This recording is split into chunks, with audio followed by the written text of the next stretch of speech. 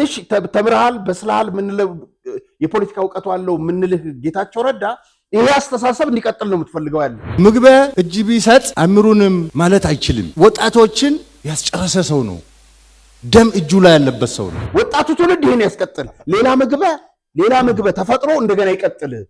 ሌላ ታደሰ ወረደ፣ ሌላ ደብረ ጽዮን፣ ሌላ ምናምን እየተፈጠረ ነፍስሃ ማንጁስ እንደዚህ ይቀጥል። ለሁለት ጀነራሎችና ለባለስልጣን ጭምር ጠየቀ። ማሽኑን ልቀቁልኝ ብሎ ዘረፋ ውስጥ የለውበትም እያለ ነው።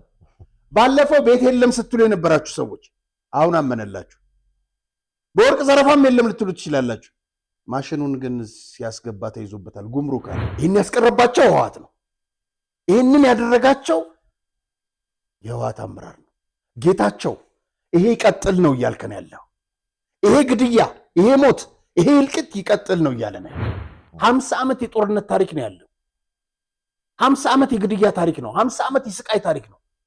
50 ዓመት ለትግራይ ውሃ ጠብ ያለላት ነገር የለም።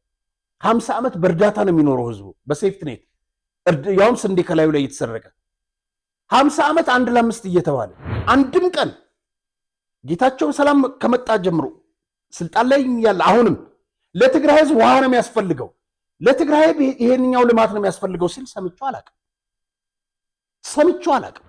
በትላንትናው ዕለት በትግራይ 20 ወረዳዎች 180 ሺህ ወጣቶች በኃይል ተገደው ታፍሰው ወደ ስልጣና እንዲገቡ ተወስኗል። መቶ ስንት ሰው ነው የሞተው የትግራይ ወጣት ሲሉት 600 ሺህ በፔሮል በእንትን የሚታወቅ በኦርኔል ቀጥሎስ 500 ሺህ የማይታወቅ ነው ያለው። እንዴ ሞት ይቀጥል፣ ስደት ይቀጥል፣ በትግራይ ላይ ልማት የለም፣ ውሃ የለም፣ ይሄ ሁሉ ይቀጥል ነው የሚሉት። አዲሱ ትውልድ ከህወሓት ምን የሚማረው ነገር አለ? ካለ ጦር መሳሪያ፣ ካለ ጦርነት፣ ካለ ውጊያ፣ ካለ ቦምብ። ይሄ የህወሓት በሽታ ከደማቸው አልወጣም። ከደሙ የወጣ ሰው ነው ያየሁት አንድ ሰው ነው፣ ጀነራል ዮሐንስ ገብረ መስቀል። በቃ ቫይረሱን አውጥቶ ጥሏል። በፖለቲካዊ ውሳኔ ህወሓት ይመለስ። ይሄን የምትሉ ሰዎች እናንተም ብትሆኑ የህወሓት ደም አለባችሁ ማለት ነው፣ ወይ ህወሓት የላካችሁ ነው ማለት ነው። ይሄን ካደረገ ምርጫ ቦርድ በጣም ነው የሚያሳፍረው፣ መንግስትም ቢሆን።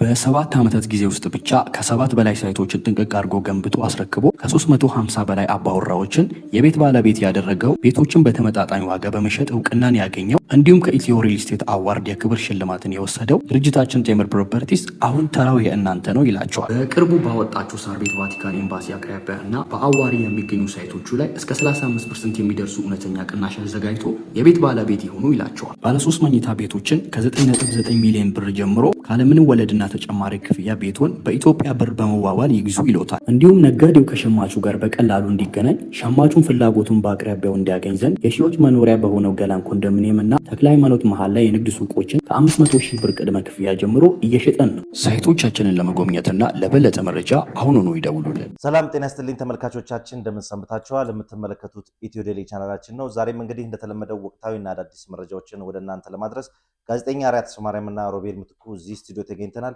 መልካም ጊዜ እንዲሆንላችሁ ከወዲሁ ተመኘን። አርያ እንዴት ነህ? ሰላም ሮቤል። ዛሬ እንግዲህ በርከት ያሉ ርዕሰ ጉዳዮች አሉን። ወደ እነሱ ከማለፋችን በፊት ግን በፕሮግራማችን ላይ ያላችሁን ማንኛውንም አስተያየት፣ መረጃዎች እና ጥቆማዎችን ለማድረስ ከፈለጋችሁ በቴሌግራም ቻናል 0993082062 በጽሁፍ መልእክት ልታደርሱን ትችላላችሁ። የሚመጥን ከሆነ መልሰን ወደ እናንተ የምናቀርብ መሆኑን ለማስታወስ እንወዳለን። እዚህ እንግዲህ ስክሪን ላይ እንደምንመለከተው የፌዴሪ መከላከያ ሰራዊት አርማ ይታያልና የኢትዮጵያ መከላከያ ሰራዊት ያወጣው ጥብቅ ማስጠንቀቂያ አለና ምንድነው? እሱን አዘል መግለጫ እስቲ እንመልከተው። እንግዲህ ከ3 ቀናት በፊት የወጣ ማስጠንቀቂያ ነው። በወታደራዊ ስምሪት ላይ የሚገኝ ማንኛውም ሰው በማህበራዊ ሚዲያ አጠቃቀም ጥንቃቄ ማድረግ እንዳለበት ነው የሚገልጸው። ምክንያቱም ወታደራዊ ስምሪቶች ዙሪያ የደህንነት ክፍተት ያለባቸው መተግበሪያዎች መጠቀም ለከፍተኛ የደህንነት አደጋ ያጋልጣል ይላል መግለጫው ወይም ማሳሰቢያው። እነሱም ዋትሳፕ፣ ፌስቡክ፣ ቴሌግራም፣ ሲግናል፣ ኢሞ፣ ቲክቶክ ወዘተ የማህበራዊ ሚዲያ በመጠቀም ወታደራዊ ሚስጥሮችን ማስተላለፍ፣ ማሰራጨትና ማጋራት ከፍተኛ የደህንነት አደጋ ጥሰትን ያስከትላል ይላል። ስለዚህም በተጠቀሱት መተግበሪያዎች የሚሰራጩና የሚተላለፉ መረጃዎች ከሚያስከትሉት የደህንነት አደጋ መጠንቀቅ ያስፈልጋል። ምክንያቱም እነዚህን መተግበሪያዎች በውጭ ሀገር የተሰሩ እንደመሆናቸው መጠን በእነዚህ መተግበሪያዎች የሚሰራጩ መረጃዎች በተሰሩባቸው ኩባንያዎች ሰርቨር የሚተላለፉ በመሆናቸው ምክንያት ለጠላት ወይም ለሶስተኛ ወገን መረጃ ሊጠልፍና ሊደርስ የሚችልበት እድል ጠላት አለው እና ይህንንም ጥንቃቄ ያስፈልጋል ነው የሚለው። በምስሎች ውስጥ በሚደበቁ ሜታ ዳታ እና ጂፒኤስ አማካኝነት የሰራዊቱን እንቅስቃሴ፣ የጦር ሰፈሮችን፣ የመሳሪያዎችን አይነት አቀማመጥና ብዛት እንዲሁም ሰራዊቱ የሚገኝበት ወቅታዊ ሁኔታ ለጠላት ወይም ላልተፈለገ ወገን አሳልፈው ሊሰጡ ይችላሉ። የደህንነት ስጋት ያለባቸው መተግበሪያዎች መጠቀም የግለሰብን፣ የቤተሰብን የግል ሚስጥሮችን በማውጣት ለአደጋ የሚያጋልጥ ከመሆኑ ባሻገር ወታደራዊ መረጃና ሚስጥሮች ላይ በዩኒቲ በቡድን የደህንነት አደጋ ጥሰት ያደርሳል ይላል። ይህ በተቋም በአገር ደህንነት ላይ አደጋ እንደሚያስከትል ሰራዊቱ ሊገነዘብ ይገባል። በስልክና በሌሎች የኤሌክትሮኒክስ መሳሪያዎች ሳይታወቁ ለጠላት ስለላና ጥቃት እንዳያጋልጡ ከፍተኛ ጥንቃቄ ማድረግ ያስፈልጋል። ወታደራዊና ምስጢራዊ ነክ የሆኑ ጉዳዮችን ለማዘጋጀት ለመላላክና ለማከማቸት የሚረዱ ለእነዚህ ሲባል በተዘጋጁ ምስጢራዊ ግንኙነት መሳሪያዎች አገር በቀል መተግበሪያዎች ብቻ መጠቀም የግድ ይላል። በመጨረሻም በማጠቃላይ በእነዚህ በተዘጋጁ መተግበሪያዎች የሚተላለፉ መረጃዎች በተቋምና በአገር ቁጥጥር ስር ባሉ ዝግ ሰርቨሮች ላይ ተከማችተው እንዲተላለፉ ስለሚደረግ ደህንነታቸው አስተማማኝ ነው፣ ለከፍተኛ ምስጢር አጠባበቅ ወይም አያያዝ ተመራጭ ናቸው ብሏል።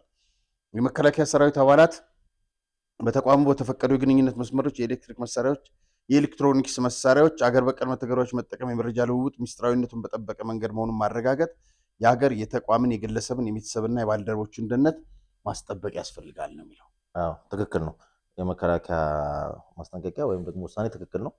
ሌሎች የጸጥታ ተቋማት ፌዴራል ፖሊስም እንደዚሁ ወደ ታች በተዋረድ ደግሞ አዲስ አበባ ፖሊስና ክልል ፖሊሶች ላይ እንደዚሁ መመሪያ ቢሰጥ ጥሩ ነው። አንዳንድ በቲክቶክ ማህበራዊ የምናያቸው ነገሮች አሉና የጸጥታ አካላትን ልብስ ለብሰው የተለያዩ ነገሮች ሲደረጉ እንመለከታልና ስለዚህ ያው የጸጥታ አካላት ዋና ዓላማቸው ህገ መንግስቱ ማስጠበቅና ህግ ማስከበር እንደመሆኑ መጠን እንዲህ አይነት ነገሮች ላይ ማህበራዊ ሚዲያ አጠቃቀሞች ላይ ጥንቃቄ ቢሰጥ መመሪያ ከዛም ወደ ሌሎቹም የመከላከያን ሀሳብ ቢጋሩ የተሻለ ነው ብለን ለማስታወስ እንወዳለን። በነገራችን ላይ ከ4-5 ወር በፊት ስለ ፖሊስ ስላነሳ ነው የፖሊስን ልብስ እየለበሱ በሰው ቤት በመግባት የከሌ ደጋፊ ነህ በራምጣም እንትን ቤትን ይፈትሻሉ። ከዛ በኋላ እኔ ጓደኛዬ ግዛቸው ይባላል እሱ አሜሪካን ያለው እና ቤተሰቦች ውስጥ ገብተው አንድ እህቱ ነው ያለችው ቤት ገብተው የትኛው ነው ወርቅ የትኛው ነው አርቲፊሻል ምናምን ለይ ይሏታል። ከፌዴራል ፖሊስ ነው የመጣ ነው ይላሉ።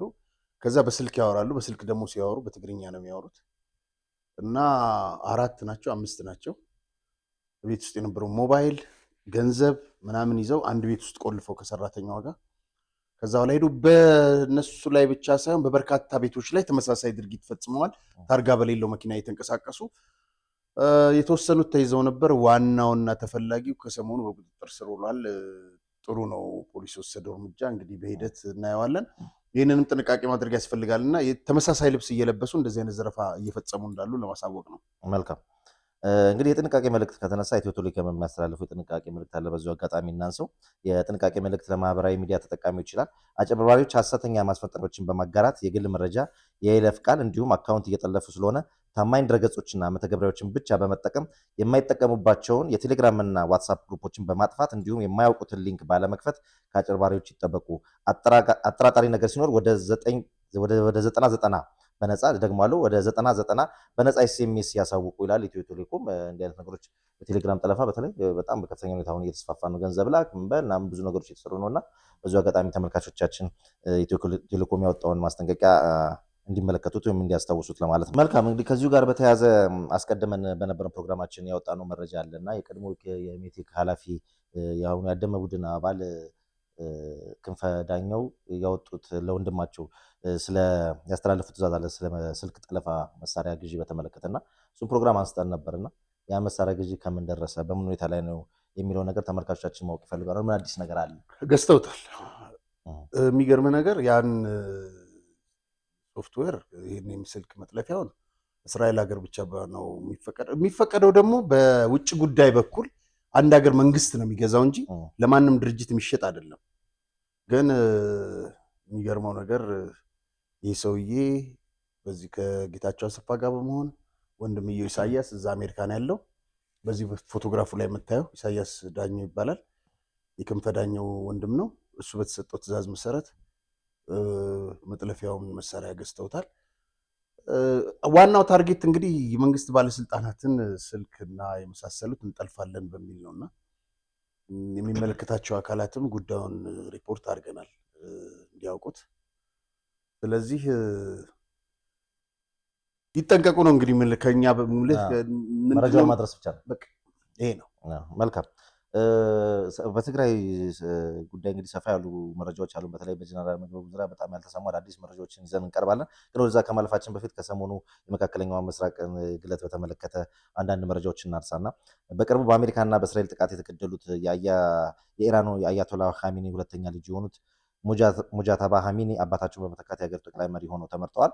88 አባላት ያሉትና አዲሱን መሪ ለመምረጥ የተሰበሰበው ጉባኤ የሊቃውንት ጉባኤ ነው። እንግዲህ የአባታቸውን ጠንካራ ፖሊሲዎች ያስቀጥላሉ ተብሎ የተገመቱትን ሙጅታብን እንደመረጠ ትናንት ይፋ አድርጓል። የአሜሪካው ፕሬዚዳንት ዶናልድ ትራምፕ እርሳቸው እንዲሾሙ ፈጽመው ፍላጎት የሌላቸው መሆኑን እየተናገሩ ባለበት ወቅት የተሾሙት ሙጃትባ ስልጣኑን መጨበጣቸው ከተሰማ በኋላ የአሜሪካው ፕሬዚዳንት በምርጫው ደስተኛ አለመሆናቸውን ገልጸዋል። የጠቅላይ መሪነቱን ስልጣን የተረከቡት የ56 ዓመቱ ሙጅታባ ከአባታቸው በተቃራኒ በሆነ መልኩ ብዙም እይታ ውስጥ የገባ ህይወት እንደሌላቸውና ምንም አይነት የመንግስት ስልጣን ሳይዙ መቆየታቸው ይነገርላቸዋል። ለህዝብ የቀረቡ ንግግሮችን ወይም ቃለ መጠይቆችን ሰጥተው የማያውቁ ከመሆኑ ባሻገር በጥቂት ፎቶዎችና ቪዲዮዎች ብቻ የሚታወቁ ግለሰብ ናቸው። ምርጫው ይፋ መደረጉን ተከትሎ እንግዲህ የህዝቡ ቴህራን አደባባይ በመውጣት ለሙጃትባ ያለውን ድጋፍ አሳይቷል። አዲሱ እንግዲህ የኢራን መሪ ሙጅታባ እንደ አውሮፓውያን አቆጣጠር በ1969 ዓ.ም ነው የተወለዱት። በይፋ የሚታይ የመንግስታዊ ሚና ባይኖራቸውም ከአባታቸው ጀርባ እንደነበሩ ግን ብዙዎች በተደጋጋሚ አስተያየት እየሰጡ ይታያሉ። በውትድርናው ዘርፍ ደግሞ ተሳትፎ ነበራቸው። በተለይም ለ8 ዓመት በዘለቀው የኢራንና ኢራቅ ጦርነት የተሳተፉ ሲሆን በ2005 የቀድሞ የሀገሪቱ ፕሬዚዳንት ሞሐመድ አህመዲነጃድ በምርጫ እንዲያሸንፉ ደግፈዋል፣ ገንዘብ ረድተዋል በሚል በፖለቲካ ዘርፍ ስማቸው ሲጠራ ቆይተዋል። ሙጃትባ እንግዲህ ከምዕራባውያን ጋር የሚጻረር አስተሳሰብ እንዳላቸው የሚታወቅ ከመሆኑ አኳያ አሁንም እንግዲህ ከአሜሪካ ጋር ያለው ግለት ተጠናክሮ ይቀጥላል የሚሉ መላምቶች ከወዲሁ እየተሰነዘሩ ነው የሚገኙት። ከዚሁ ጋር ተያይዞ እንግዲህ ስለ ኢራን አንዳንድ አዳዲስ መረጃዎችን ትናንት የተደረጉትን ብንመለከት 10ኛ ቀኑን በያዘው ጦርነት እስራኤል ትናንትን በከፍተኛ ሁኔታ ጥቃቷን አጠናቅራ ቀጥላለች። ከረፋድ ጀምሮ ባካሄዳቸው አስደንጋጭ እንደሆነ በተነገረለት ጥቃት ቴህራንና ኢስፋን ከተሞችን እንዲሁም ደቡባዊ የኢራን ክፍልን ክፉኛ ደብድባለች። ሊባኖስም ያለ እረፍት ሲዘንብ በዋለው የእስራኤል እሳት መለብለቧ ተሰምቷል። እጅ አልሰጥም ያለችው ኢራን በበኩሏ በክሩዝ ሚሳኤል የኩዌትን አልአድሪ የጦር ቤዝን በባላስቲክ ሚሳኤል አውድማለች። በተመሳሳይ የባህሬን የውሃ መጣሪያ ዲፖንም ከጥቅም ውጭ ማድረጓን የሚያሳዩ ቪዲዮዎች እየወጡ ናቸው። የሩሲያው ፕሬዚዳንት ቭላዲሚር ፑቲን ደግሞ አዲስ የተሾሙት የኢራን መንፈሳዊ መሪን ሙጅታባ ኻሜኒን እንኳን ደስ ያለው መልእክት ከማስተላለፋቸው ባሻገር ለአዲሱ መሪና ለመንግስታቸው ጠንካራ ድጋፍ እንደሚያደርጉ ጠቁመው የአባቱን ስራ እንደሚያስቀጥሉ ተማመናለሁ። ማን ይሄን የሚለው? ፑቲን ናቸው። እንግዲህ የአባቱን ስራ እንደሚያስቀጥሉ ተማመናለሁ። ግን እስራኤል ጉልቤ ነው በቃ እነዚህ ነገራት የሚደበድበው እሱ ነው። ኩዌትም እንግዲህ ይህ በእንዲህ እንዳለ ደግሞ እስራኤል አሊ ኻሜኒን የሚተካ ማንኛውንም መሪ ኢላማ እንደምታደርግ እየዛተች ትገኛለች። ይህን ዛቻዋን ተከትሎ ቻይና አዲሱን የኢራን መሪ ኢላማ የሚያደርግ የትኛውንም ሙከራ በጽኑ እቃወማለሁ ብላለች። እንግዲህ ቻይናና አሁንም ገላለው ከኢራን ጎን እየቆሙ ናቸው። ግን ምን ዋጋ አለው? እነዚህ እኮ የብሪክስ አባላት ናቸው። ብሪክስ ላይ እኮ ምንም ድምጽ ያሰማ ነገር የለምና እስካሁን ድረስ ምንም ምላሽ የማይሰጡ ከሆነ ሌላው አነጋጋሪው ነገር በኢራን ላይ መጠነ ሰፊ አየርና የሚሳኤል ጥቃት ከእስራኤል ጋር እያካሄዱ ያሉት የአሜሪካው ፕሬዚዳንት ዶናልድ ትራምፕ እግረኛ ሰራዊት ወደ ኢራን የማሰማራት ፍላጎት የለንም ብለዋል። ኢራን ያላትን የዩራኒየም ክምችት ደህንነት ለመጠበቅ አሜሪካ እግረኛ ወታደሮችን የማሰማራት ፍላጎት አላት ወይ ተብለው ሲጠይቁት ትራምፕ በዛ ላይ ምንም አይነት ውሳኔ ላይ አልደረስንም፣ ወደዛ ውሳኔ ከሚያደርሱ ሁኔታዎች አልተቃረብንም የሚል ሀሳብ ሰጥተዋል። እንግዲህ ኢራን በእስራኤል ላይ እየወሰደችው ባለው የአጸፋ እርምጃ ቴልአቪቭ ውስጥ አንድ ሰው መገደሉን የሀገሪቱ መንግስት አስታውቋል። ቱርክ በበኩሏ ወደ አየር ክልሏ የገባን የኢራን ሚሳኤል አውድሜያለሁ ስትል፣ ዩናይትድ አረብ ኤምሬትስ ደግሞ መከላከያ ሚኒስቴር በአስሮች የሚቆጠሩ ድሮኖችን ማክሸፉን ይፋ አድርጓል። እንግዲህ በአሁኑ ወቅት ዋናው ደግሞ አንገብጋቢው ነገር የነዳጅ ዋጋ ነው። በከፍተኛ ሁኔታ ያሻቅቧል። ሩሲያ በዩክሬን ላይ ወረራ ከከፈተች በኋላ የነዳጅ ዋጋ በበርሜል ከ100 በላይ ከፍ ብሏል። ጭማሪው ከ4 ዓመታት ወዲህ ከፍተኛው ነው ተብሎለታል። አገራት ይህንን ለመቆጣጠር የመጠባበቂያ ነዳጃቸውን ለመጠቀም እንዲሁም ዋጋ ጭማሪ ለመቆጣጠር እርምጃ እየወሰዱ ናቸው። ዶናልድ ትራምፕ ግን ከፍተኛው የነዳጅ ዋጋ ጭማሪ ለዓለም ሰላም ሲባል የሚከፈል በጣም ትንሽዬ ዋጋ ነው የሚል አስገራሚ አስተያየት ሰጥተዋልና ትናንትና እና እስካሁን ስቱዲዮ ውስጥ ገባንበት የነበረው የመካከለኛው ምስራቅ ሁኔታ ይህንን ይመስላል። ጥሩ መረጃ ነው። መልካም፣ ወደ ትግራይ ወቅታዊ ሁኔታዎች ስናልፍ እንግዲህ ሰሞኑን በማህበራዊ ሚዲያዎች ላይ ደብረጽዮን የሚመሩት ቡድን ከፌዴራል መንግስት ጋር ውይይት ሲያደርግ ደጺ ስለ ውይይቱ መድረክ ምስጋና ሲያቀርቡ ምናምን የሚሰማበት ቪዲዮ እንግዲህ እና ፎቶዎች በስፋት እየተዘዋወሩ ይታያሉና በእርግጥ በትክክል እነዚህ ሰዎች መጥተዋል ወይ? ከዚህ ጋር ተያይዞ ደግሞ ያደመ ቡድን ትናንትና የሰጠው መግለጫም አለና ምን ነገሮች ተነሱ በሱ ላይ የሚሉን አብረን እንመልከት። አይ ምን መሰለህ ይሄ ቪዲዮ ለምን እንደዚህ እንዳደረጉት አላውቅም። ከ17 ወራት በፊት አዲስ አበባ መጥተው የነበረ ና የተባለ ጊዜ ደብረጽዮን ና የተባለ ጊዜ የዛ ጊዜ የተናገረው ነውና ማን እንደለቀቀው አለ። አሁን መንግስት ስርዓቱ በዚህ ላይ ይሄንን የሚለቀው ትናንትና ያወጡት መግለጫ ላይ በትግርኛ ማታ ሲሰማው መቼም ትንሽ ሳኩኝ። ይሄንን ሆነ ብሎ መንግስት እየለቀቀ ነው ምናምን አለ እና ታዲያ ቢለቅ ጥሩ ነው። ለሰላም ፍላጎት ስለሌላቸው ነው እንጂ ይሄ ምንም ክፋት የለውም። እና ግን ይሄ የቆየ ቪዲዮ ነው። ትናንትና ባወጡት መግለጫ ግን በቃኛ ለሰላም ዝግጁ ነን፣ ግን ይሄንን እያደረገ ያለው መንግስት አውቆ ነው ጦርነት ሊከፍትብን ነው ምናምን ነው የሚሉት። ያው አፋቸው ሁሌም ጦርነት ነው። በቃ ሌላ ነገር አያውቁም። ድርጅታችን ሰመር ሪል ስቴት የአድዋ 00 የሳይንስ ሙዚየምንና የህንድ ኤምባሲን በገነቡ ጉምቱ ባለሙያዎች በሴቶች አደባባይ ያስገነባቸውን ቤቶች ለደንበኞች እንዳስረከበ ይታወቃል። አሁን ደግሞ በዲፕሎማሲ መቀመጫ በሆነችው በእንግሊዝ ኤምባሲ በ2 ዓመት ውስጥ ገንብቶ የሚያስረክባቸውን ከባለ 2 እስከ ባለ 4 መኝታ ቤቶችን የቤት ባለቤት ልናደርጎ ዝግጅታችንን ጨርሰናል። እነዚህም ቤቶች በ10% ቅድመ ክፍያ ከ50% የባንክ ብድር ጋር የግሎ ማድረግ ይችላሉ። የአንድ ካሬ ዋጋችን በ105,000 ብር ስንሸጥ እንደነበረ ቢታወቅም ለጥቂት ቀናት ብቻ የሚቆይ እስከ 3 ሚሊዮን ብር የሚደርስ ልዩ ቅናሽ ማድረጋችንን እየገለጽን በካሬ በ88,000 ብር እየሸጥን እንደሆነ ስንገልጽ በታላቅ ደስታ ነው። የዚህ ድል ተጠቃሚ ለመሆንና የቢሮና የሳይት ጉብኝት ለማድረግ ከታች ባለው ስልክ ይደውሉ። ሌላው እዚህ ስክሪኑ ላይ እንደምታየው ከሰሞኑ ይሄ ምርኮኛው ትግራይ በምርኮኞች ነው እየተመራች ያለችው እና 3 ፓርቲዎች ጋር ጥምረት መሰረትኩ አለ። በታሪክ እኮ ጥምረት በመጀመሪያ ደረጃ ይፋስ ማን መሰሉ? ባይቶና አባይ ትግራይ ለሐላለ ይሄ ኪዳን ያመነ ነው ማለት ሁለተኛው ማለት ነው። ህወሓት፣ አሲምባ ዲሞክራሲያዊ ፓርቲ፣ አክሱማዊት ዋዕላ፣ አክሱማውያን እነዚህ ናቸው ድርጅት ፓርቲዎች የተባሉት። በጣም የሚገርም ነገር 4ቱም በምርጫ ቦርድ እውቅና የላቸውም። አንዱ ይመስለኛል ምናልባት አክሱማዊት መሰለኝ፣ እርግጠኛ አይደለሁኝ። በሙሉ የተሰረዙ ናቸው። ይሄን ማድረግ ይችላሉ አይችሉም? ሌሎችንም ፓርቲዎች እንጠራለን አለው። የጠፈጠፋቸውና የሰራቻቸው ካሉ ሊመጡ ይችላሉ። እንዴት ነው? እነ ሳልሳይ ወያኔም አልተገኙም። እና ግን በፊት ስብሐት የተናገረውን እያረጋገጡልን ነው። ይሄ ባይቶና አባይ ባይቶና ምን እንደሆነ አላወኩኝም፣ ግን መሬታችን ለማለት ይመስለኛል እና ትልቋ ትግራይ ነው የሚለው እና እንደዚህ መጣመሩት እነዚህ ሰዎች ህወሓት ተሰሩ ይል እንዴ? ከማን ጋር ነው የተመሩት? እሱ እኮ ነው የሚገርምህ። ምን መሰለህ በእነሱ ጊዜ የስልጣን ዘመን ቢሆን ታስታውሳለህ? አይታስብም። ዶክተር መራራ ጉዲናን ፓርቲ እኮ ለሌላ ሰጥተዋል። ምርጫ ምንድን ነው ቅንጅትን ትዕግስት አወሉ ነው ማንም ይባል ነበረ ድሮ ደህንነት የነበረ እና ለሱ ሰጡት። እንደዚህ ነው የሚያደርጉትና ግን አሁን ህወሓት የሚባል ፓርቲ የለም። እኔ በቀደም ዛሬም ደግሜ መናገር የምፈልገው ነገር አለ። የአሁኑ አመራር ተወግዶ አለ ጌታቸው ረዳ። ለወጣቱ ትውልድ ህወሓትን ማስቀጠል አለበት። ምንም ይቀጥል ነገር አለው? ህወሓት ዘረኛ ቡድን ነው። በመግደል በማሰር በማፈን 50 ዓመት ሙሉ ካለ ጦርነት ይወጣ ይሄን ለጋሲ ነው እንደሚያስቀጥለው ወጣቱ ምን ማለት ነው? ጌታቸው ረዳ መንፈሱ የትግራይ ህዝብ ራሱ ከዛ መንፈስ መላቀቅ አለበት። በቃ ይሄ ተቆርጦ እኮ መጣል ያለበት ካንሰር ነው፣ በሽታ ነው። ህወሓት ማለት በሽታ ነው። ስለዚህ ይሄንን ነው ሊቀጥል የሚለው ጌታቸው ረዳ። እንዴ እነዚህ ሰዎች አብዳሉ እንዴ? ነው ደግሞ ከደማቸው ብዙዎቹ ይሄ የህወሓት በሽታ ከደማቸው አልወጣም። ከደሙ የወጣ ሰው ነው ያየሁት፣ አንድ ሰው ነው፣ ጀነራል ዮሐንስ ገብረ መስቀል። በቃ ቫይረሱን አውጥቶ ጥሏል። እነ ጌታቸው ረዳ ዛሬ ህወሓት ይቀጥል ይላሉ እንዴ?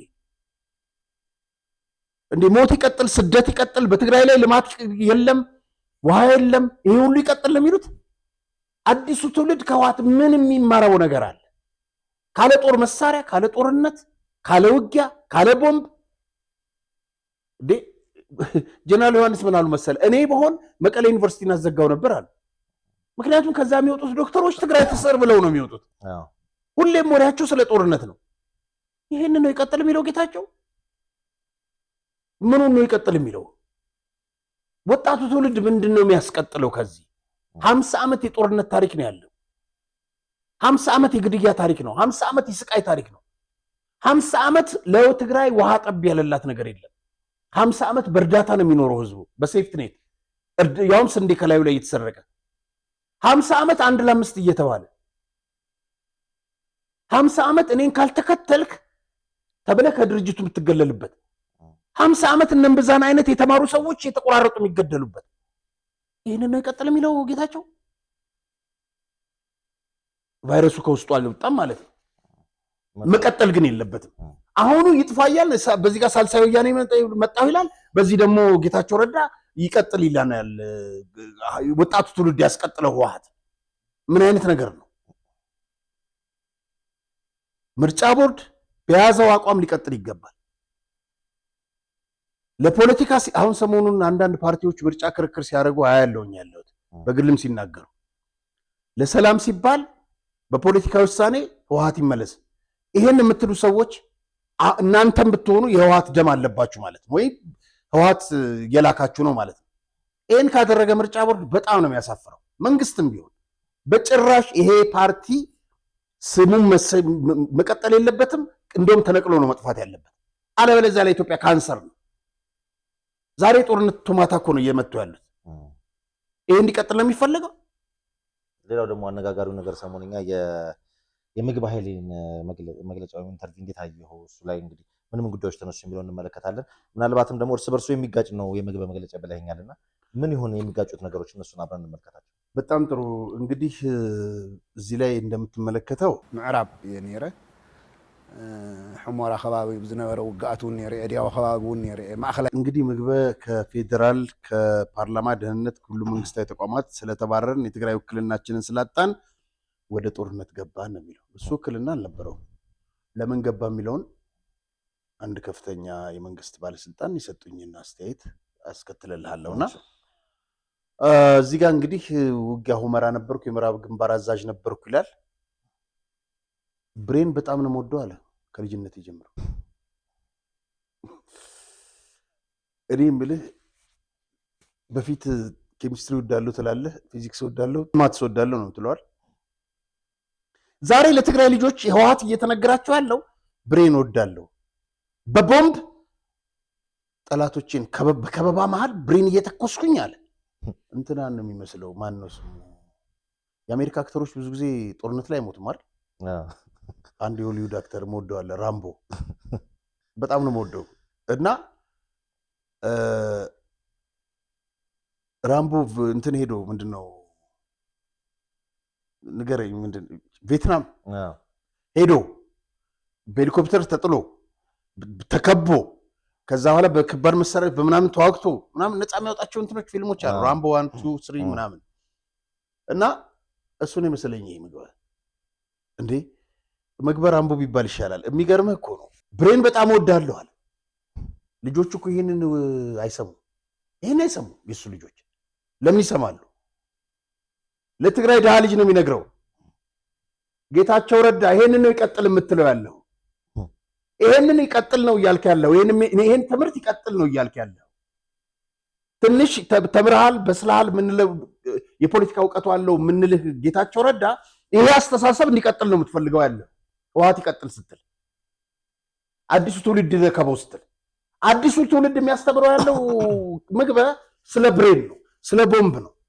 ተከበናል። ጓደኞችን ከበረሃ ጀምሮ የአሁንም ጦርነት ላይ እዚህ ቦታ ላይ የማይጠራቸው ቦታዎች የሉ።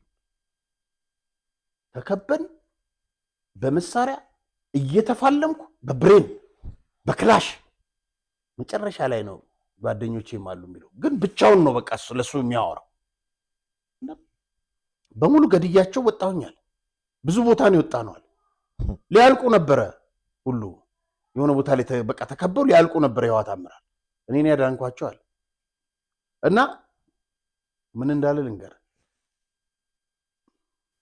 ከላይ ዝግበር ዝነበረውን ሳም ወዳታ ዝናይ ድጉም ሓላሳ ቆላ ተንቤኑን መሪሄ እስከ ቆላ ተንቤን ያልመራው ቦታ የለም እሱ በውጊያ ናይ ዘይመጣጣን ነገር መስመጸ እቱ ምን አለ መሰለ ያለ መመጣጣን ነገር ሲመጣ ተበኛ ነገር ነው ግን አይ መጀመሪያ ቋርጥና ና ደባይ ወደ ምን የሆነ ቦታ ጠራ ስማሁንና ወደዛ አሳ በተለይ ማለት ህሙና ያረጋግጥና ለሐት መልስና ይሄ በዚህ ቃንና ምንድነው የሚለው መሰለ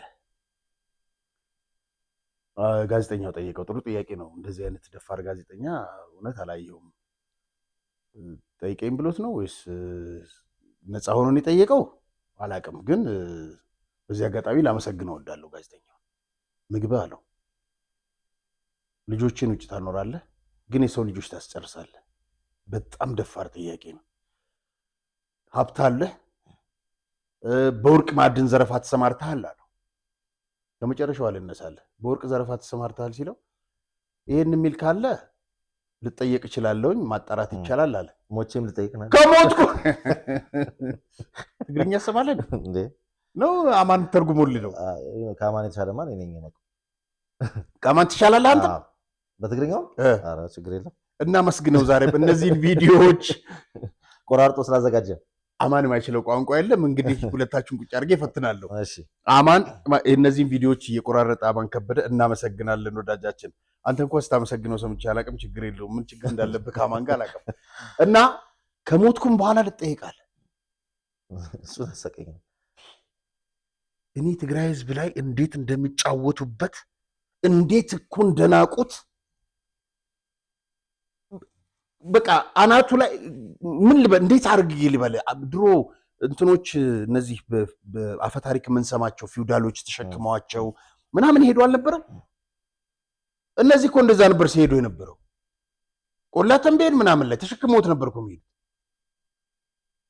ምንድን እንዳደነዘዙት አላቅም ወጣቱ አሁንም ደግሞ አለው በጣልቃ ጌታቸው ይሄ ይቀጥል ነው የሚለን ያለው ወጣቱ ትውልድ ይሄን ያስቀጥል ሌላ ምግበ ተፈጥሮ እንደገና ይቀጥል ሌላ ታድሰ ወረደ ሌላ ደብረ ጽዮን ሌላ ምናምን እየተፈጠረ ነፍስሃ ማንጁስ እንደዚህ ይቀጥል ወጣቱ ሳይማር ደደብ ሆኖ እንዲቀር ጦርነት ብቻ እንዲያስብ ህወሓት ይቀጥል የምትለን ያለው ጌታቸው ረዳ ይሄን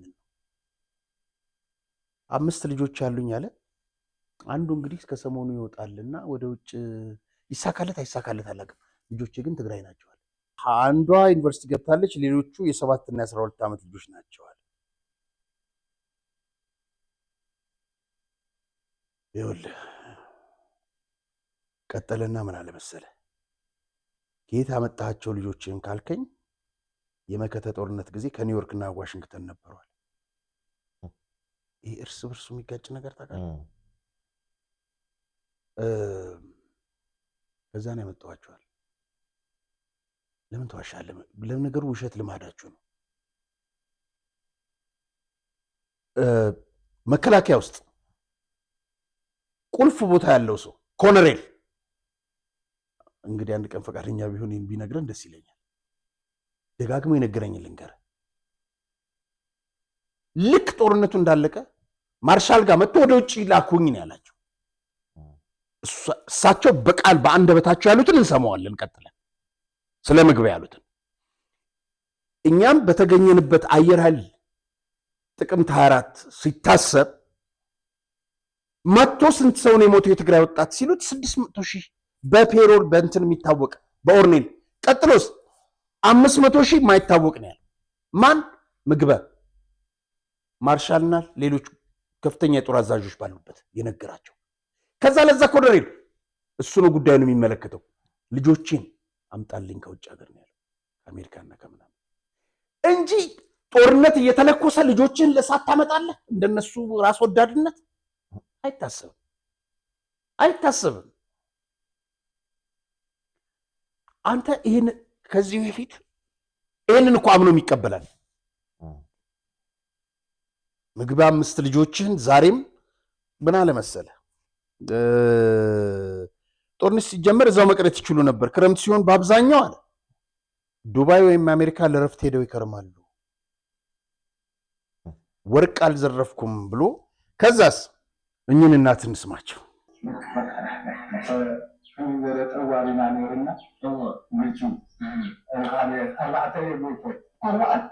4 ልጆች ነበሯቸው። የምግበ ልጆች ዱባይ፣ ኒውዮርክ፣ ዋሽንግተን ናቸው። ራሱ ነገረን ባንደበቱ።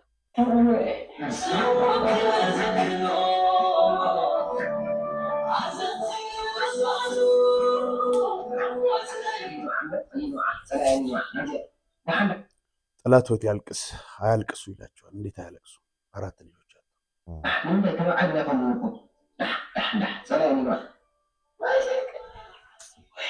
ወይኔ ልጆች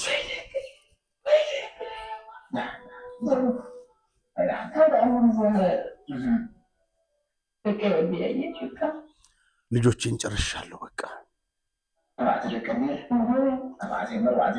4ቱም ልጆች ናቸው። 4ቱም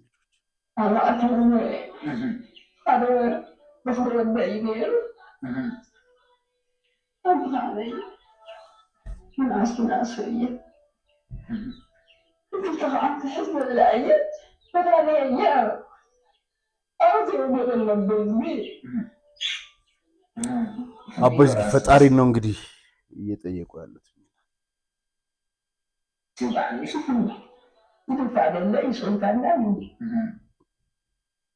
ኑሮ ነው እንዴ ያሉ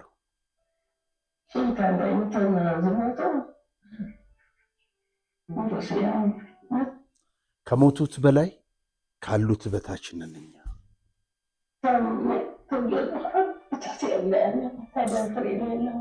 እያየኸኝ አይደል እንዴ? እንደዛ ነው ያለሁት። ከሞቱት በላይ ካሉት በታች። እንግዲህ አባትና ባልና ሚስት በዚህ እድሜያቸው ጧሪ አጥተው ሲቀሩ ይህን ያስቀረባቸው ምግብ ነው። ይህን ያስቀረባቸው ህወሓት ነው። ይህንን ያደረጋቸው የህወሓት አመራር ነው። ጌታቸው ይሄ ይቀጥል ነው እያልከን ያለው። ይሄ ግድያ፣ ይሄ ሞት፣ ይሄ እልቂት ይቀጥል ነው እያለን ያለው። እነ ምግበ በሌሎች ይተኩ ነው እያለን ያለው። ይኸውልህ የዛሬ 2 ዓመት ከምናምን ነው አይደል ምግበ በዱባይ ቤት እንዳለው በወንድሙ ውክልና እንደሰጠው አውጥተነው ነበር መረጃውን። በወቅቱ ከአንድ ጋዜጠኛ ጋር በአማርኛ ተጠየቀ። አይ እኔ ፎቆች የሉኝም አዲስ አበባ፣ ፎቆች የሉኝም አዲስ አበባ። እኛውም ዜጋ መደበኛ የሆነ ቦታ አለን። ምንም መንግስትም ያውቀዋል። ከዚህ በፊትም መከላከያ እያለሁት በኢትዮጵያ መከላከያ ውስጥ እያለሁም የነበረ ቦታ ነው። ከዛ የተለየ ነገር የለም። መንግስት ከዚህ በፊት በነበረ ጦርነት እንደ ማንኛውም የትግራይ በዚህ ጦርነት የተሳትፏል በሚል ታጉደው ነበር። ኋላ መንግስት በአግባቡ የለቀቃቸው ናቸው። ስለዚህ የተለየ ሀብትም ያለኝ ሰው ሀገር ነው። በቢዝነስ ውስጥ ነበርኩ ለተወሰነ 7-8 ዓመት። በዛ ከቢዝነስ ጋር ተያይዞ አንዳንድ የተወሰነ ቤተሰብ የሚያስተዳድርበት አቅም ለመገንባት ሞክሬ ነበር፣ አልተሳካም በተፈጠረ ሁኔታ። ስለዚህ የተለየ ሀብት ያለኝ ሰውም አይደለሁም። ይኸውልህ ፍጹም ውሸት ነው አላል።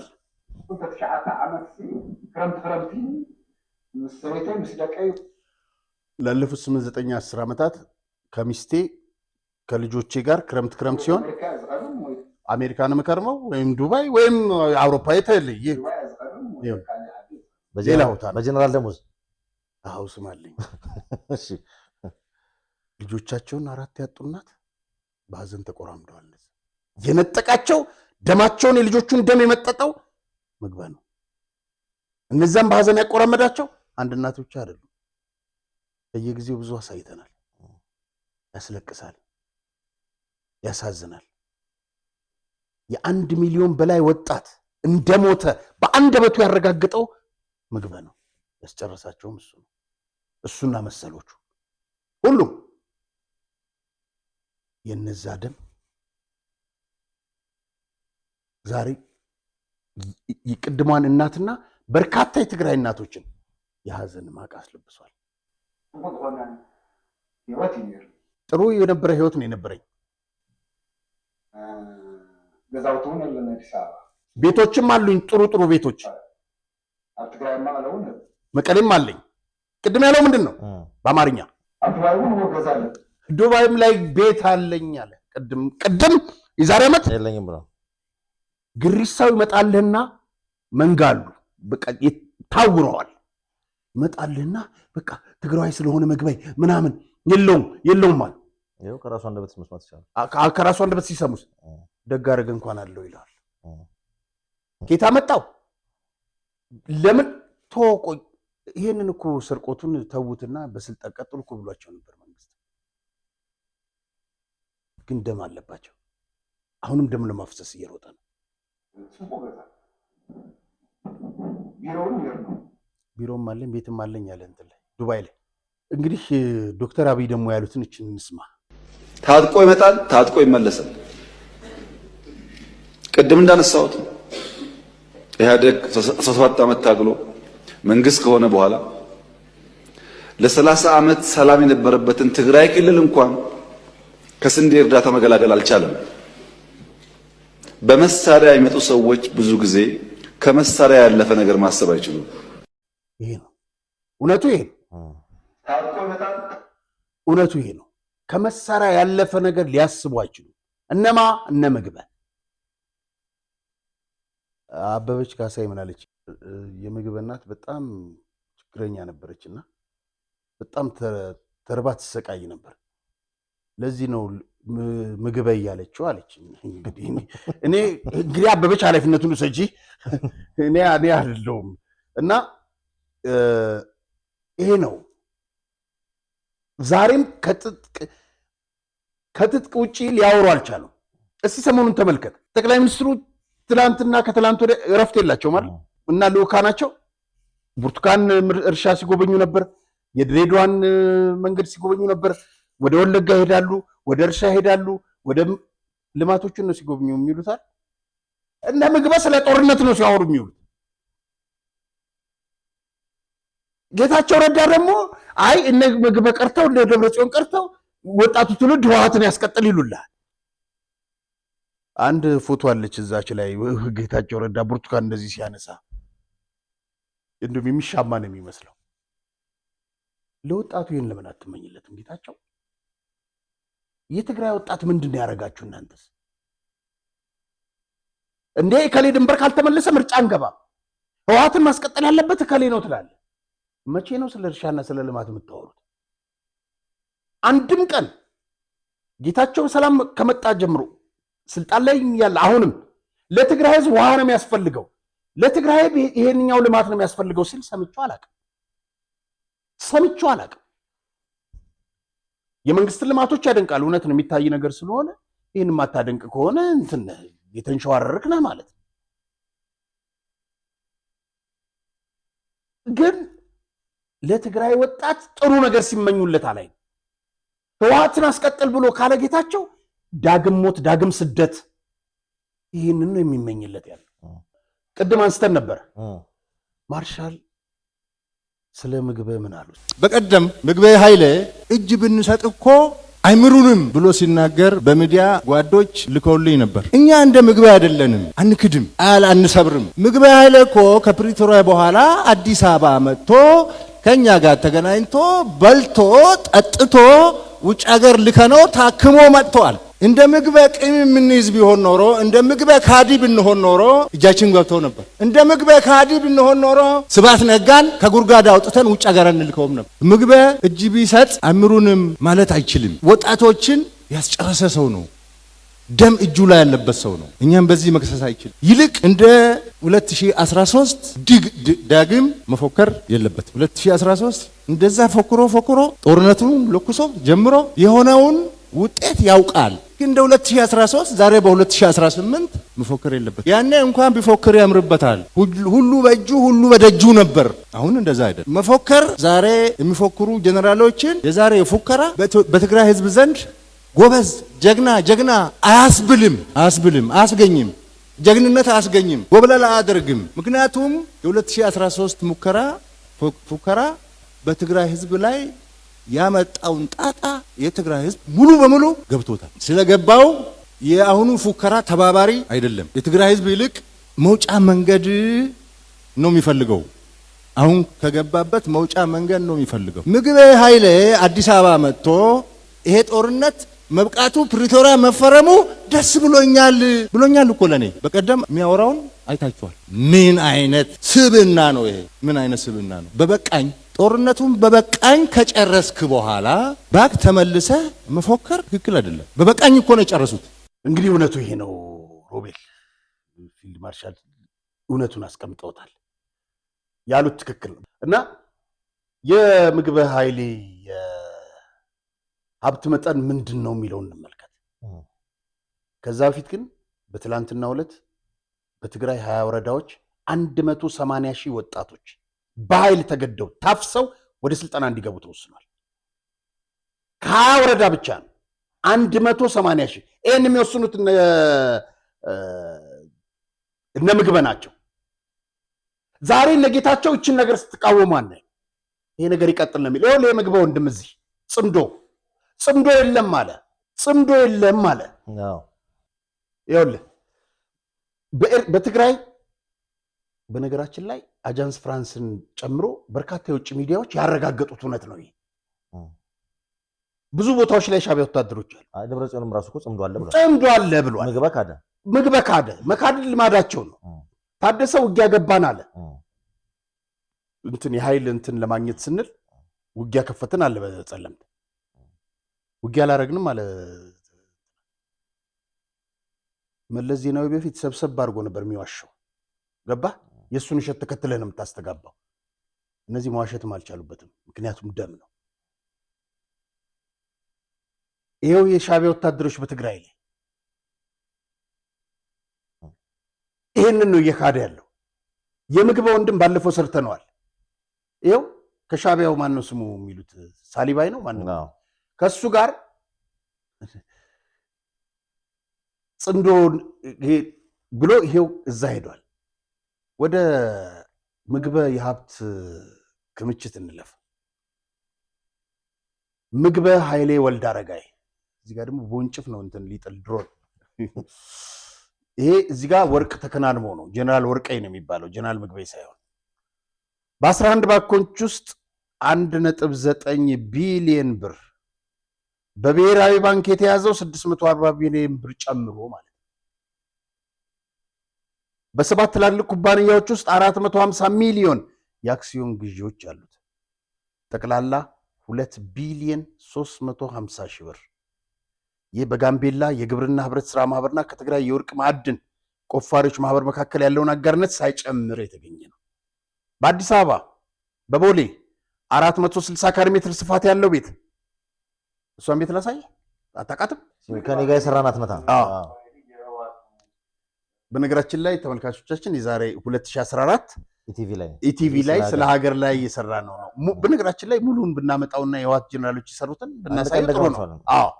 የምግበ ኃይሌ ወይም የጀነራል ምግበ ኃይሌ የህወሓቱ ጀነራል ቤት ነው። እንግዲህ G+1 ነው። እንዴት እንደተሰራ ተመልከቱት። ከኢትዮጵያ ህዝብና መንግስት ከኢትዮጵያ ህዝብ ንብረት በተዘረፈ ገንዘብ ነው ህንጻ የተሰራው ወይም የተገነባው። የሙስና ቪላ ማለት ይቻላል። የሚገርመው ነገር ይህ ቤት በመንግስት ቁጥጥር ስር ሲውል ግቢ ውስጥ አዲስ ሐመር መኪና ተገኝታለች። ለሚመለከተው የህግ አካል ተወስዷል። ተመልከቱ። ይሄ ብቻ አይደለም እንግዲህ ከነ ቤት ቁጥሩ ነው እዚህ ጋር የተቀመጠላችሁ። ቦሌ መድኃኔዓለም ጀርባ ሄዳችሁ እዛ አካባቢ ያሉት በሙሉ የህወሓት ጀነራል ቤቶች ናቸው። በሙሉ ስላሳየናቸው በሚቀጥለው ፕሮግራም እናሳያለን። ይሄው እዚህ ጋር እንግዲህ ዶላር ሲቆጥር ይታያል። በካዛንችስ 630 ካሬ ሜትር አራት ፎቆችና ቤቶች። በነገራችን ላይ ሰና ሬስቶራንት እሱንም አሳይተናል። ከዚህ በፊት የተከራዩት ሰዎች አሉ። እነሱ ስራውን የሚሰሩት ሰዎች አይመለከታቸውም። የምግበ ነው ቤቱ። አዎ በ24 የሚባለው ሰፈር የለም 1.1100 ካሬ ሜትር ስፋት በ2016 በግማሽ ዋጋ 35 ሚሊዮን ለስራ ፈጠራ ብድር የሚባላል እሱ ተሸጦታል። አያት ሪል ስቴት ከ3 መኝታ ቤቶች በላይ አፓርታማ አለው። ድሬዳዋ ያለው ኢንቨስትመንት 2300 ካሬ ሜትር መሬት ወስዶ አጥሮ አስቀምጦታል። እኛ ግን እኛ እኮ 100 ካሬ ሜትር አላገኘንም። ታጥሮ ቁጭ ብሏል ጭራሽ። ይታጠር ይቀመጥ። ጠያቂ ከሌለ ምን ታደርገዋለህ? 10,000 10 ሄክታር ኢንቨስትመንት መሬት ጎመንና ማሽላ የሚዘራ በሐዋሳ አዊላቱላ አካባቢ እንዳለው ትግራይ በመቀሌ 240 ካሬ ሜትር ብቻ ያለው ሲሆን የቀረውን ባለፈው ዓመት ሽጦታል። በሽሬ የሚገኘው ቤቱን ለቅርብ የቤተሰቡ አባል ሆነው ለመብራቱ ይፍጠር እንዳዘዋውሮታል።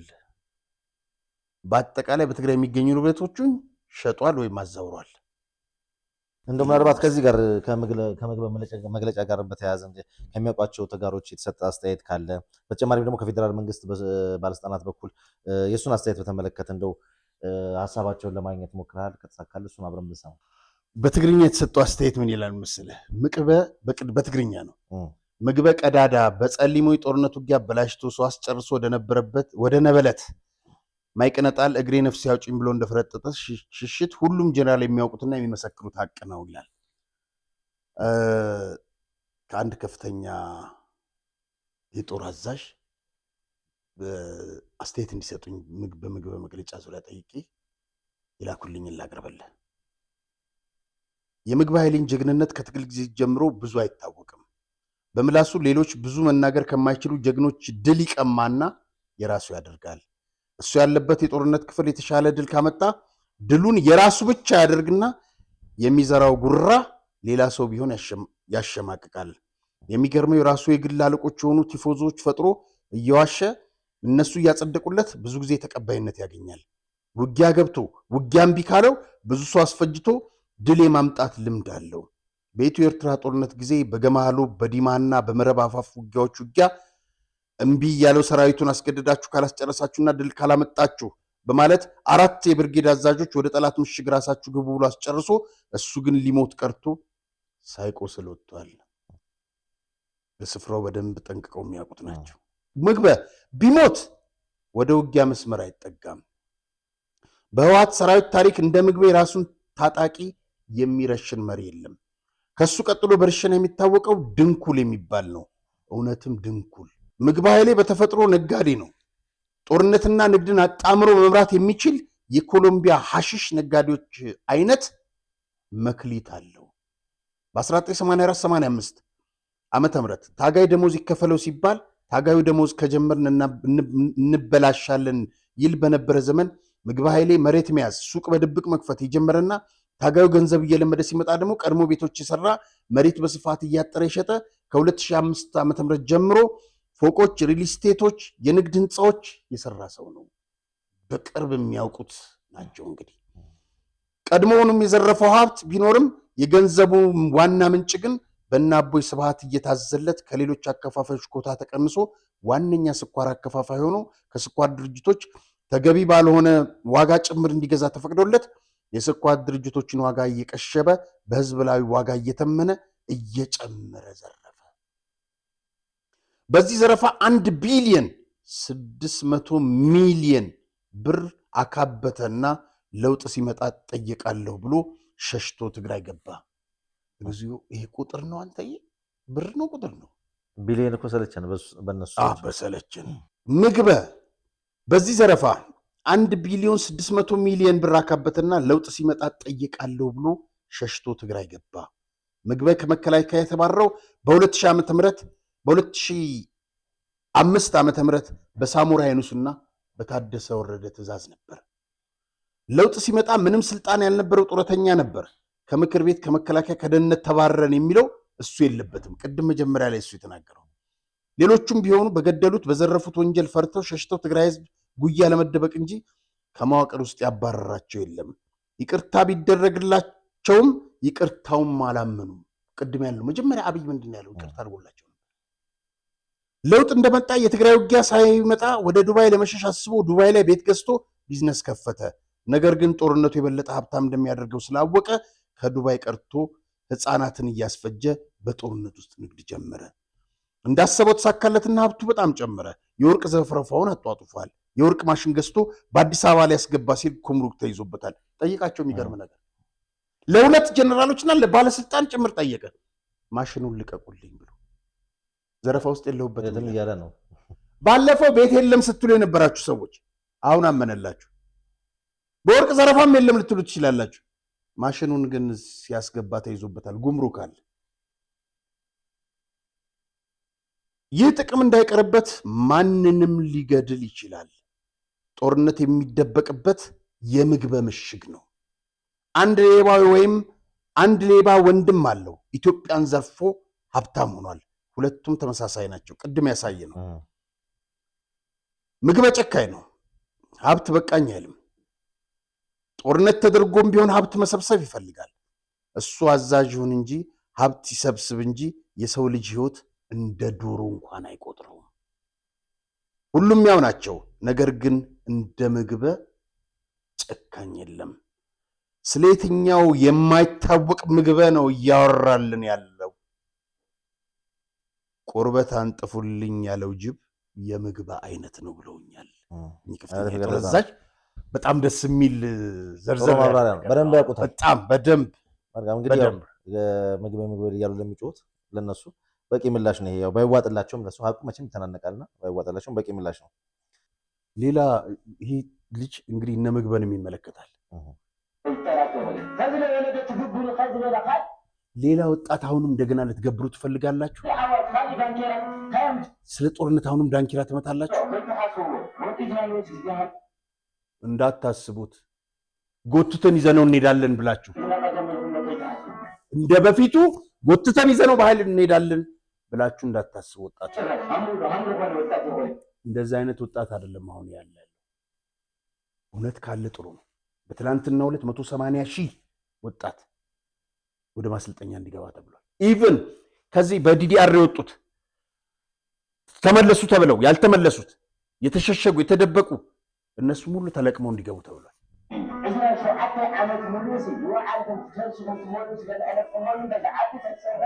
ይኸውልህ 27 ዓመት ሙሉ የራሳችሁን ከርስ ስትሞሉ ነው የኖራችሁት። ለህዝቡ የሰራችሁለት ነገር የለም። የትግራይ ህዝብ የዋህ ነው፣ ሁሌም ታጋይ ነው እያላችሁ እንደዛ እያላችሁ የምትሸነግሉት ህዝብ እውነታችሁን ከልባችሁ ነው ወይ? እንደ ህዝባችሁ ነው ወይ የምታዩ? ወንበር ላይ የተቀመጣችሁ ሰዎች እነዚህን ነው የሚላቸው። 50 ዓመት ትግል ላይ ጽናት፣ ድል፣ እረፍት እኮ አጣን። ሁሌም እዛው ነው ያለው። ምን ላይ ጦርነት? ስንት ወጣት ነው ያለፈው? ስንት ትውልድ አለፈ? የምር እናንተ ተጋሩ ናችሁ ወይ? ይሄ ነው ጥያቄው። ይሄ ህወሓት ነው ይቀጥል ያለው ጌታቸው። ይሄን ትውልድ ደግሞ አንፈልግም እያለው ነው ጌታቸው። ምን እያልከን ነው? ወጥተህ ማስተባበያ ብትሰጥበት ጥሩ ነው። ህወሓትን እንዴት ነው የተቀጠለ? ህዝቡ እኮ ይሄን ነው እያለ ያለው በማስረጃ እያጋለጠ እኮ ነው ያለው። የሚቀጥል ህወሓት የለም። ተቆርጦ የሚጣል ለፍርድ የሚቀርቡትም ለፍርድ መቅረብ ነው ያለባቸው። ዛሬ ቢሊዮኖች በሚሊዮኖች ደም እነ ምግበ ቢሊየን አከማችተዋል። በቃችሁ ሊባሉ ይገባል። ሌላም ትውልድ እያስጨረሱ መቀጠል ነው የሚፈልጉት። በቃችሁ ሊባሉ ይገባል። መልካም ስለነበረ ቆይታ እጅግ አድርጌ አመሰግናለሁ። የተከበራችሁ ተመልካቾቻችን የዕለቱ መሰናዷችን ይመስል ነበረ። ፕሮግራሙን አዘጋጅተን ወደ እናንተ ያደረስላችሁ ጋዜጠኛ ሪያት ማርያምና ሮቤል ምትኩ ነን። ዳግም በሌላ ዝግጅት እስክንገናኝ ድረስ እስከዛው ሰላም ቆዩ።